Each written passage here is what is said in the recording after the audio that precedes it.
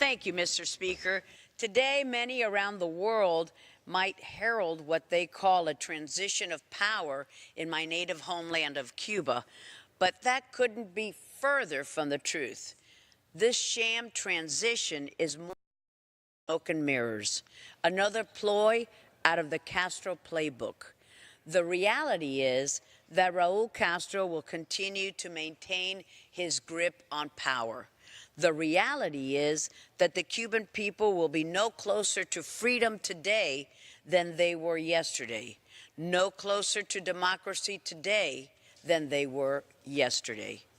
The reality is that the murderous regime in Cuba will continue to oppress, will continue to abuse the people of Cuba.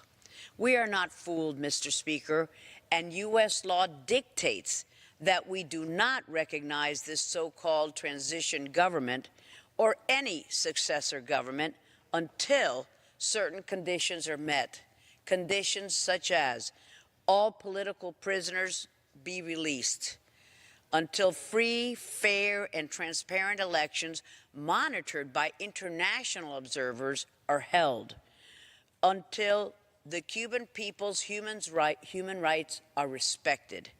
And until then, and only then, Mr. Speaker, we must continue to oppose this farce orchestrated by Castro, and instead we choose to stand with the people of Cuba in their fight for freedom, democracy, and human rights. I yield back, Mr. Speaker.